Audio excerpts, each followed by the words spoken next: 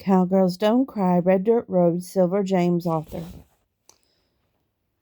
Stop right there, the voice echoed through the bullhorn. Keep riding. She didn't need Chance's urging. Let's get this over with. She touched her spurs to Red's sides, and the big horse surged to a canter. Chance's horse stayed right beside her. The next thing she knew, Cord had galloped up on the other side. Gee, we're one horseman short of an apocalypse. She couldn't resist the quip. Cord blew out a snort of laughter. We'll just have to try harder. She glanced to the left and studied Chance's brother for a long moment. A similar build, with the same dark hair and the brown eyes.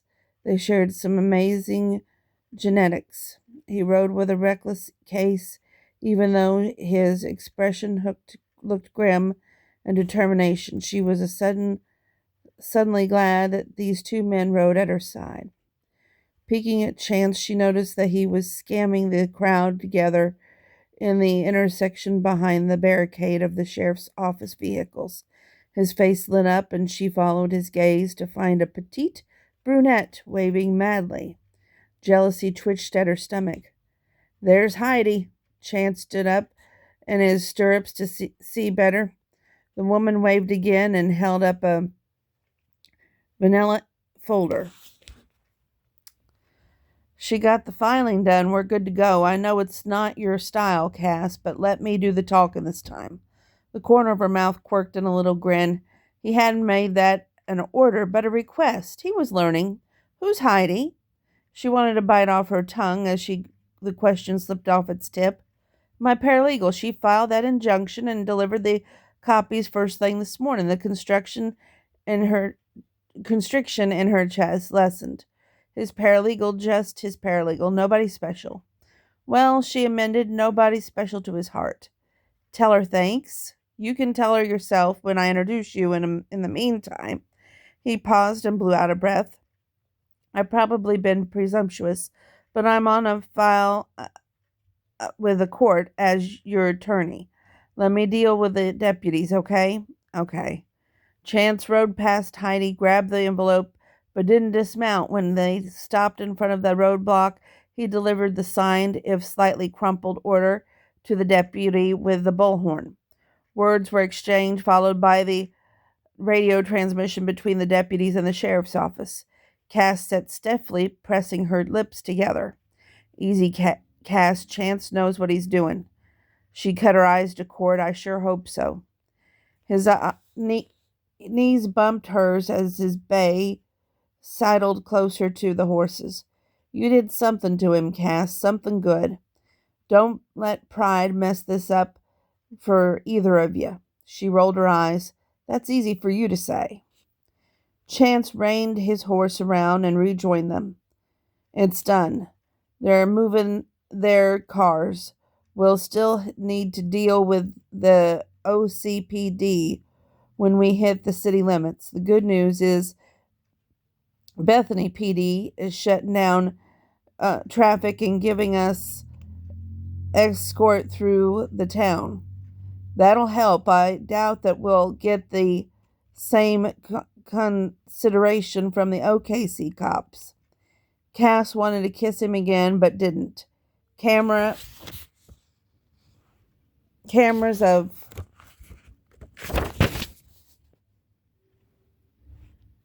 every sort were aimed in the direction and had been according every moment of confrontation. She turned out, raised her hand. Move 'em out. The outriders pushed the herd slowly, and like a lumbering pack, black wave, the cattle shuffled forward. The cruisers moved out of the way, and the deputies turned to the crowd control to keep zealous onlookers safe. The herd lined out, and the trail drive continued. As the lead riders neared the Hood floodplain leading to the lake over Holzer, Cass doubled back to check with each rider. We'll take them around the lake road to the spillway. and down the riverbed. It's mostly dry. We can cross their I-40 that way. The herd moved without incident. A Bethany police car led the way, while the other units shut down intersections to the traffic so they could pass by safely. The lead cows balked at the dip down the riverbank, but the smell of the water overcame their fear. They plunged over. The rest of the herd followed. The riders allowed the cattle to drink their fill and then pushed them down the wide, sandy river bottom. The sun climbed overhead past zenith, and the herd kept moving. They needed to find a place to move the cattle out of the riverbed and back up the surface street. Cord and Chance rode ahead to find a spot, and a few minutes later Cord galloped back. He joined Cass, and their expression on the face left her worried. Chance is talking to the Oklahoma City cops. Hey, say we can't use 15th Street to push the herd through. What? How the hell are we going to get them across I-44 then? We can't swim them down the river, and the first dam is just across the meridian. If we don't push them out of the river soon, we'll be stuck. Duh, Chance is negotiating with them. I'm thinking we will take them just past MacArthur. They're dredging the river there, and its construction zone. We can drive the herd to the start of the riverside park and use the bike and running trail that gets us under I-44. If we go all the way to Agnew, we can then take them straight under the Stockyard City Arch and to the Stockyard Pens. With the publicity that you're getting, all the merchants are lined up ready to help. He held up his phone. My contact at the Chamber of Commerce says they're ready to block the intersections with their private vehicles if that's what it takes. He passed the phone to her so she could read the text for herself. This is just crazy. And she laughed. Cord seemed convinced that they could do this, and Chance was a white knight fighting battles for her. I say we unleash some crazy. They managed a steady speed of almost 2 miles an hour. Chance hadn't returned, and she hoped he hadn't been arrested. Cord assured her that his brother wouldn't let that happen. But she noticed he looked worried and checked both his phone and the view downriver every few minutes for some signs of Chance. When the herd reached the construction area, the lead riders turned up the gently sloping bank. Cass topped out and reined her in her horse. A cluster of police cars with lights flashing lined up to block any sort of egress to the street. She was relieved to find Chance dismounted and talking to a policeman. Chance waved his hands to make some point, and while she couldn't hear the words, his posture and every gesture indicated how angry and frustrated he was. The cop responded with a jutted chin and hands stiff at his side, as if he had to keep them there with effort. She waved her riders and the herd on to the east. They wouldn't try the street, instead opting the Cord's suggestion. They would follow the upper riverbank, crossing under the roads between them and the stockyards. There was only underdeveloped land until they hit the Meridian Avenue. Any problem would likely crop up once they hit the bike trails and developed area between there and the stockyards where the land narrowed. Cass couldn't help but glance over to keep an eye on Chance, and then all hell broke loose. Staccato pop, pop, pop sounded like gunfire. Her horse reared. The cattle panicked and surged everywhere. She struggled to stay in the saddle as the cops drew their weapons. Chance yelled and shoved the cop he'd been talking to out of the way as a knot of cows stampeded in their direction. He managed to hang on to the horse's reins, leaped up onto the animal, and rode it into the melee. She heard Buddy barking wildly as he darted this way and that, nipping at the herd of the cattle, herding them away from the street. Two steers darted past the police line, headed for the cluster of onlookers. She kicked her sorrel into a gallop to head them off. Buddy raced past her, nothing but a gray blur. Then everything went into slow motion. A police car stirred in front of the cows to stop them. The driver slammed on his brakes when he realized he was going to be hitting them, and he twisted the wheel. The car went into a slide, the tires were screaming in protest. Cass' horrified yell was lost in confusion. Buddy, intent on the steers, never saw the car. Despite all her yelling, the sirens, the mooing, the panicking cattle, she still heard the sickening thud of metal meeting flesh and bone. Buddy yelped as he went flying. Forgetting everything but her dog, she jumped down and ran to the injured animal. "Oh, Buddy, Buddy, Buddy," she sobbed, tears streaming unclenched down her cheeks, leaving red streaks in the dust, coating her skin. "Easy, boy, easy. Just lie still. It's going to be okay. Oh, please, God, let him be okay." She touched his head, and he licked her wrist. A warm hand gripped her shoulder with gentle fingers. "We'll get him to the vet, Cass." Chance's voice cracked, but he cleared his throat. "Heidi, get a blanket." Cass didn't hear Heidi's reply, but moments later, the woman appeared with her stylish heels sinking into the red Oklahoma dirt. She dropped to her knees, and unheedful of her stockings and tailored linen skirt. The woman clutched a baseball print fleece blanket and spread it out to next to Buddy. While Cass stroked the dog's head and crooned to him, Chance carefully checked her for injuries. With gentleness of a father's handling a newborn baby, he lifted Buddy just enough so Heidi could slip the blanket beneath him. The dog whined but didn't move. A police officer appeared before Cass could tell him off. He picked on the edge of the blanket. "My car is this way, Mr. Barron. I'll take the dog to the emergency vet." "I'm going too." She stood up and bent to the corner of the blanket. Chance pulled her against his chest. "No, love. You can't. You need to get the herd back together and get them to the stockyards. Cord will help. I'll go with Buddy. I promise he'll be okay. I won't let Buddy out of my sight." His arms tightened around her, and he kissed the top of her head. The only way to beat the old man was for her to have a triumphant parade into the stockyard. She had to do this for herself and for the two of them. "Now you go do what you got to do.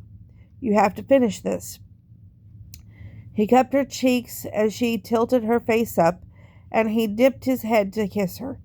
His thumbs caressed her skin, smearing tears and dirt. "Cowgirls don't cry, Cass. And you are the finest damn cowgirl that I've ever had the honor to meet.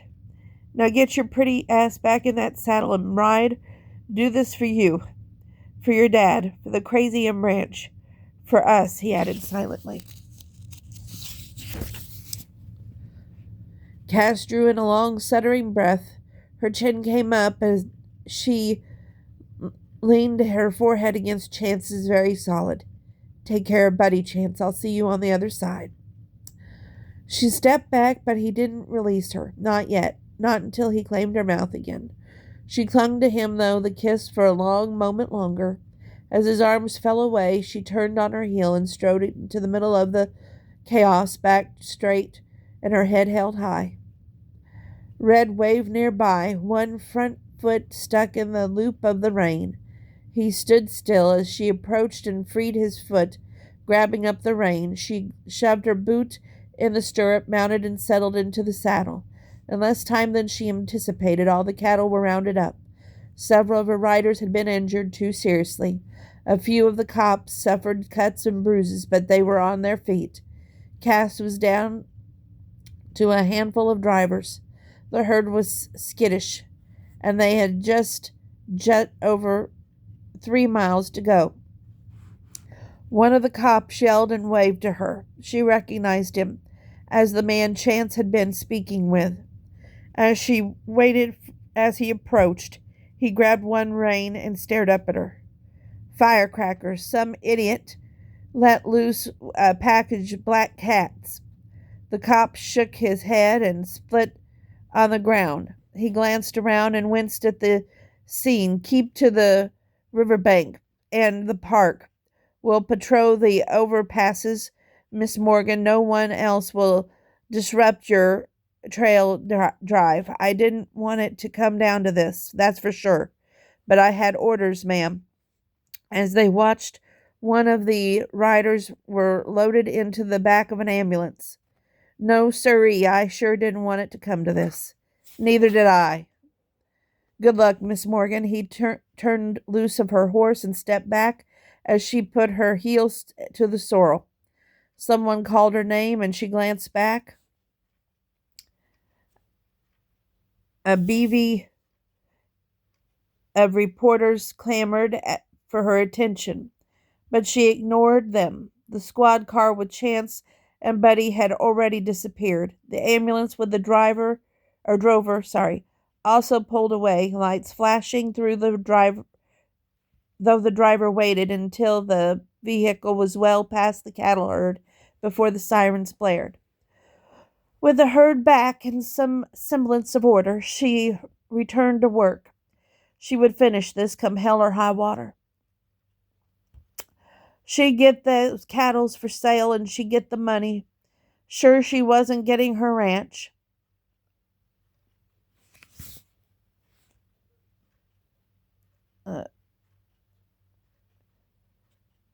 She needed to get the money to pay off the mortgage. Cyrus Berrien damn sure wasn't getting her ranch. Sorry, I messed that up. For a brief moment, she wondered what the man would do if when he discovered two of his sons had defected to her side in this private war of theirs. Cord trotted up beside her and handed her a wet bandana. You might want to give your face a wipe, especially before we hit the stockyard city. At the moment, you look like you've been ridden hard and put up wet. Gee, Cord, I bet all the girls just swoon when you give 'em this compliment. He laughed. I like you, Casty Morgan. Too damn bad my little brother met you first. She wiped her face and winced when she saw the dirty streaks staining the bandana. When this is done, I'm going to stand in the shower until there's no hot water left in that tank. I'd offer to scrub your back, but I have a feeling Chance will volunteer first. Up ahead, a cow broke ranks, and before she could react, Cord urged his horse forward and charged after the miscreant steer. She watched the expert way he worked. Chance set a horse just as well, and he helped her resisting barbed wire fence just like he'd done all his life. Neither of these men acted as she expected. The Bins are the closest thing to royalty in Oklahoma. Sorry, Barons. In fact, one media wag that dubbed them the Red Dirt Royalty. One brother was a U.S. Senator. Another presided over a media empire that included newspaper, TV stations, resorts, and amusement parks. A baron that the senior partner in his own law firm, Chance hobnobbed with the rich and powerful. But when he came to her place, when he wore his jeans and work shirt like he was born to them, Chance became a different man. He sat on the porch with her, holding her hand and petting Buddy. At the thought of the beloved dog, her chest threatened to cave in. Buddy just had to be okay. Chance would take care of him. A steer ambled away from the herd, and she shook her head. This was no time to be daydreaming, especially about a man like Chance Barron declaring his love for her. Yaw! She yelled at the cow, urging the red after the critter. The herd passed under the meridian without incident. Even though the Riverside Park system began here, there was a little open space between the hotel office complexes land. Between civilization and the river narrowed. Her riders strung out on a thin line. The next hurdle would be Portland Avenue and then I-44, I-40 interchange. She shuddered at that thought of any cattle making it up onto the interstate. 2 miles to the stockyard. She needed things to stay quiet, but 2 more miles.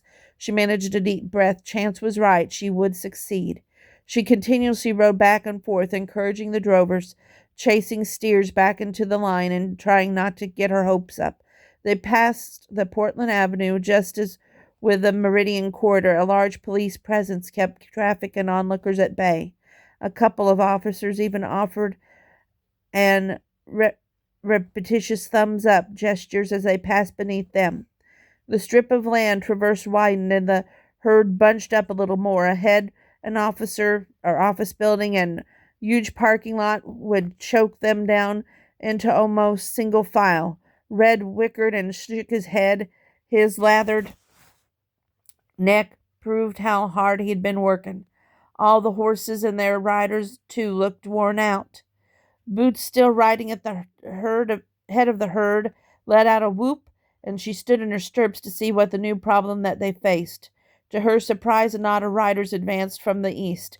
Clicking her tongue, she eased Red into a trot to head to meet them. She reined in as she reached Boots and let the riders approach. The lead rider stopped and tipped his hat. Miss Morgan, we're members of the Stockyard City Sheriff's posse. She cringed. What now? She thought the sheriff's department had accepted Chance's injunction. Before she could respond, he continued, we heard about the dust up down the way, and we'd have been there sooner to help, but some of us needed to go get our horses. She blinked and then blinked again. Help? You're here to help? Yes, ma'am, we are. Some of the boys might look like city slickers, but we know how to ride and work cattle. Since the man wore dress pants and a button-down shirt with a loosened tie, he likely qualified for one of those city slickers. Her eyes burned and blinked hard. Help. She glanced at Boots, answered with his big grin with one of her own. She finally remembered her manners. Thanks. The 10 riders headed west and circled around to fill in the blank spots along the herd. She twisted in her saddle so she could watch and relaxed after a few minutes. Yeah, even though that one guy probably left his suit and coat at the office, he sat in that horse with ease. Beside her, Boots grinned like the Cheshire cat. What? He laughed. If you could only see your expression on your face. Sugar, you look like that you just walked into a glass door thinking it was open. Gee, thanks, Uncle Boots, but yeah, I guess the description fits. I feel like I've been sucker punched. I just can't believe all these people want to help. The media, the cops, another word hovered on the tip of her tongue, but she didn't voice it. Chance? Yeah, that's the one. He's a baron, Uncle Boots. His father is the cause of all this. She huffed out her breath. How can I trust him? They rode in silence for a few minutes before Boots spoke up. Look inside his heart, baby girl. Tally up all the things he's done to help you, despite his father. Sometimes blood is thicker than just about anything, but sometimes a woman loves a man so much she's willing to give up everything for him because she knows he loves her more than anything in the world. She glanced at him. That sounds like you're talking about Mama and Daddy. I suppose I am, Cassie, even the way back then. Cyrus Barron was a man on the way up. He had a big ranch with lots of cattle, and the horses he bred were some of the finest in the country. He didn't lease his oil and gas royalty rights.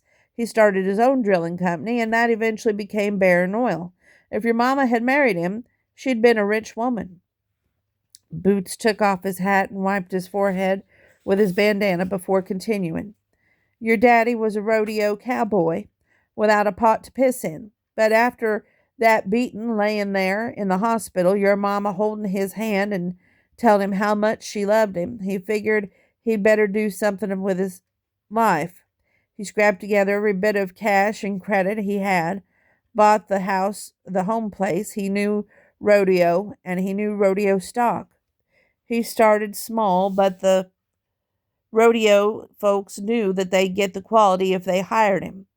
Your mama was there each step of the way, keeping the books clean and out the pens, whatever it took, until she got sick. Cass nodded and swallowed hard against the nausea. Her mother had been so sick from pneumonia, and despite the breathing tubes and everything else, she couldn't fight the disease. You find a love like what your mama and daddy shared, baby girl? You grab on with both hands and you never let it go. He dipped his chin and stared forward. Highway's just up a ways. We better get ready. Cass reined Red to a stop on the slope leading to the interstate right of way.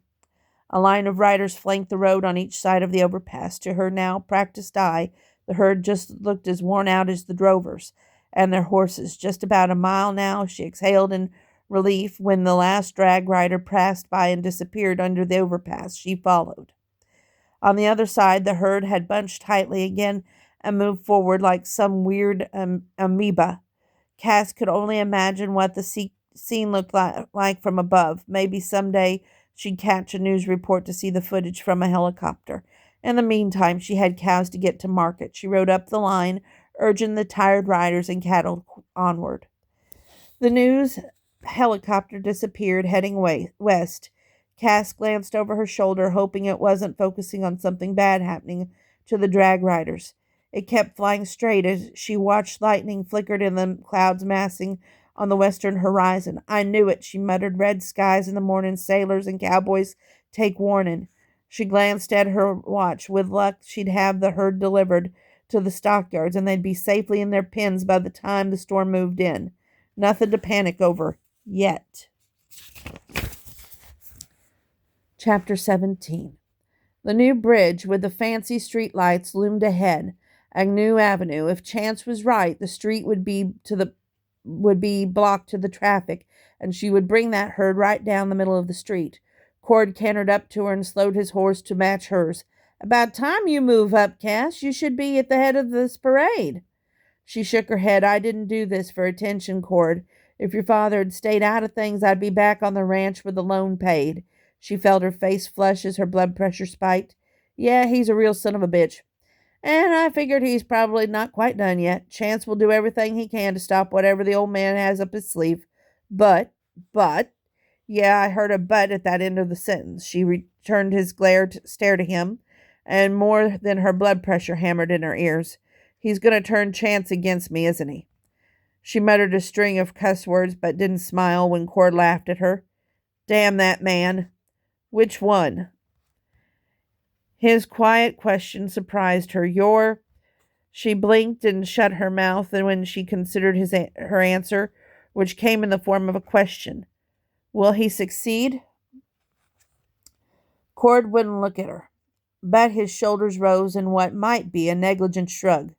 Yesterday I would have said, yeah, the old man always gets what he wants, but today, I don't know. He reined his horse around and headed toward the rear of the herd, and before she could reply, she touched spurs to Red's side, and the big horse quickened his pace. If Cyrus Barron was waiting to stop her at the end of this, by golly, she'd be front and center to confront him. Boots glanced at her as she joined him. About time you got up here, she laughed, but it sounded mirthless. How did this get so out of control, Uncle Boots? People, honey, people always complicate matters, but we're almost there.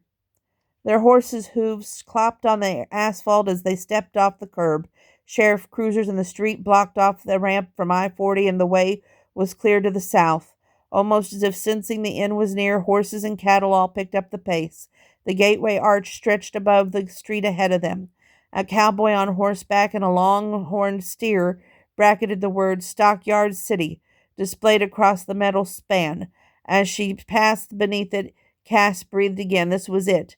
They'd done it. People lined the street while cameras, digital phones, and videos all pressed the moment for posterity. Cass! She glanced over in direction, and the voice came from Chance. He stood on the bumper of the pickup truck waving at her, and then the sweetest sound in the world reached her ear. Buddy's excited barks. Her chest swelled with so much happiness that she might burst wide open. Her grin spread from ear to ear. She probably looked like a complete idiot, but she didn't care. Cord trotted up behind her and rode past, tipping the barn hat or brim of his hat as he went by. He stopped in front of Chance and dismounted. The brothers exchanged places, Chance mounting the horse and Cord taking charge of Buddy. The men shook hands. Cord said something Cass couldn't hear, but it must have been about her because Chance turned to look at her. Then he smiled, and nothing else mattered. Police and the fire department had exchanged Boulevard to the east of Agnew to the south blocked off. The cattle had no place to go but to turn right and head straight to the National Stockyard. Cheering people lined both sides of the street, and surprisingly, the cattle didn't seem bothered by all the hoopla. Cass tampered down her excitement until those steers were pinned. Went through the auction tomorrow morning, and she had a check to give Cyrus Barron. She couldn't celebrate. Chance risked a quick touch on her arm as he rode knee to knee with her. Buddy woofed and wagged his tail, his head hanging out of the pickup window as Cord carefully drove by them. The pup had some bruised ribs, and his right hip is tender where he landed on it. The vet said as long as Buddy takes it easy, he'll be fine. She inhaled and blew out a little puff of air. Thank you. He glanced at her. For what? For everything. For taking care of Buddy, for helping despite everything. Her voice trailed off and left hanging just what everything compromised to her in her head. She finished the thought despite her mistrust, her anger, her accusations. You had every right, Cass. I wasn't completely honest with you, and I'm truly sorry for that. I won't lie to you again. Not ever. We got to stop there. The phone's about to die.